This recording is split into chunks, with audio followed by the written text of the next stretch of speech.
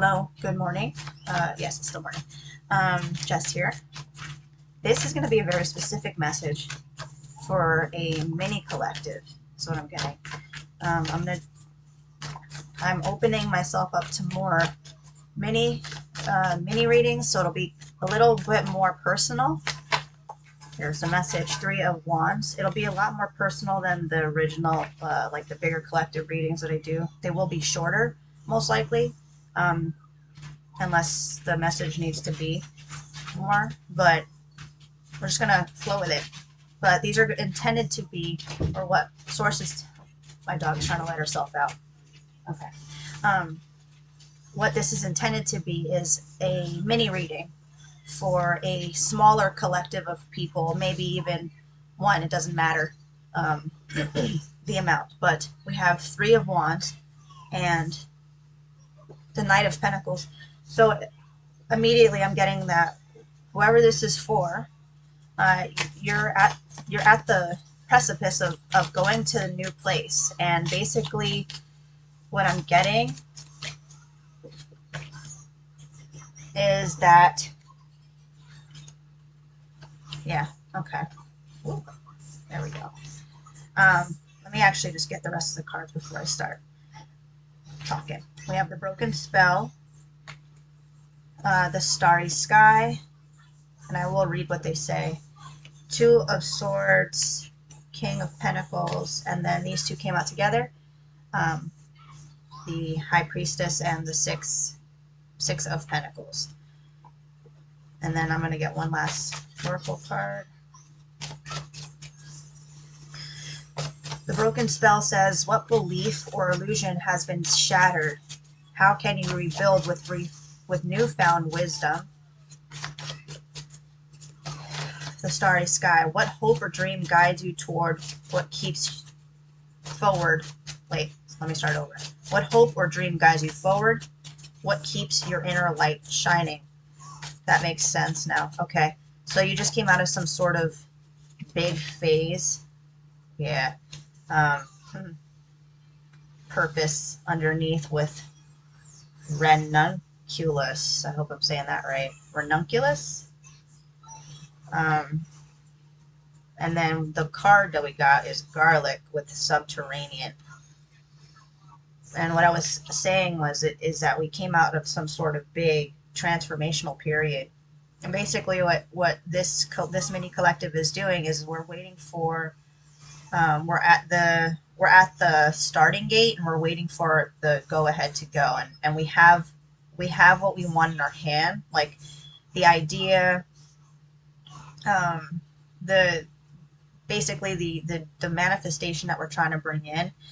We have it like in our hand, and what source is saying is that we're basically in this sort of waiting period because the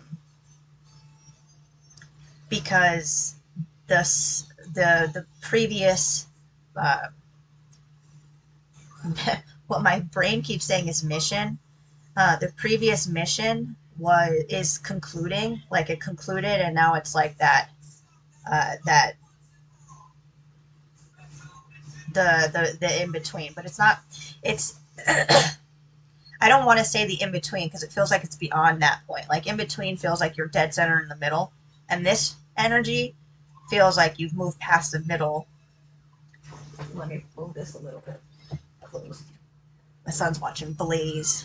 But it seems like right here we're beyond the point of the middle ground. We're at a point beyond that point, is what I've been trying to get out. And it looks like we're really being drawn to purpose, to really focus and narrow in on purpose. Because what we're getting here is what hope or dream guides you forward. And that seems to be where the purpose comes in. Like that is where we're going to figure out more so, bring clarity to where purpose comes in, and for your own personal story, because it looks like it's very important to moving forward right now, because we're at that point where we feel that we're already past the middle ground, and now we're like It feels like the waiting period, it feels like it's starting to do a negative to our system. And what Source is trying to come in and say is that there's big opportunities ahead. Yeah, when I pulled the Knight of Pentacles up, the Four of Wands was underneath. So it, like I was saying, there's like amazing opportunities ahead for Wands, but we're on this side still of the finish line. So beyond the middle, but not at the goal. And what Source is trying to bring attention to is that right now we need to focus in and narrow our attention in on what brings our dreams and our hopes to the forefront, what shines light on them, and moving towards those uh, lanterns is what I'm getting. Moving towards those little lights, even if they don't necessarily seem conventional to the thinking mind. Because what I'm getting with the Two of Swords, King of Pentacles, High Priestess, Six of Pentacles is that it might not always seem logical to the thinking mind, but um, to not to not get stuck in the patterns of trying to be too logical versus um, metaphysical in this sort of sense, like is finding that middle ground to be able to move this thing forward is what I'm getting with this. But that isn't always going to be conventional, and that is okay. And it's also moving you toward building that thing, um, the thing that you're bringing in, the manifestation. Um, it's about focusing on it. So what we got here with the garlic, um, says allium, which is this is the scientific name. Allium sativum whimsically displays its purple plume above ground, but in the dark subterranean, its flora produces a bulb that is rich and pungent. In this earthly element, we glean wisdom. Not all darkness is bad. It can be positive. It takes resolve and tenacity to address issues that are vitally important to us. Memories and moments of lifetime are deeply ingrained within us. Moving them from the subconscious to the conscious requires work. When we dig in and go deep, we take a subterranean approach. Having emotional support in place can limit negative impact. Before you take this trek, what people can you call upon or resources can you access when you are ready to do your work?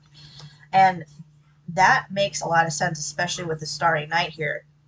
As I was saying, it's like we came out of that, the spell was broken. We came out of this like big transformational period. Some sort of illusion was shattered in our world, and we were able to break out of that illusion and that cycle of um, whatever um, negative effect it was having on our lives. And now that we've come out of the underground, the subterranean, we're able to bring about the fruit that we've created, the garlic, this pungent fruit that we've created, and it's something about that fruit is what we are meant to bring forward um, into this phase, this because it's see like I'm getting drawn to the fact that this knight and this king both have the um, sorry, that was my phone. That they have the pentacle and they're focusing on it, and it's about the focus. It's about taking that.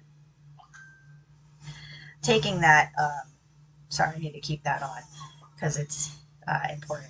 But it's about taking that thing that you've cultivated during that under subterranean trek, and bringing it out now, like harvesting it, and utilizing whatever that gift is to balance out, because it looks like what you're trying to create is wealth and substantial uh,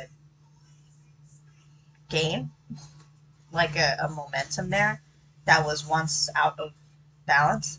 And what I'm getting with this is that it's trying to come back into balance, but it's about a deeper sense of connection and focus of this thing that you've created during that subterranean trek is what I'm getting. So it's going to be very personal to each and every one of this mini collective, or even just one single person, whoever sees this message.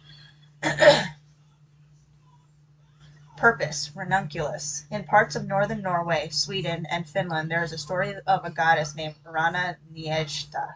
She is a goddess of spring, the daughter of earth, and has the uncanny ability to coax plants from their winter rest.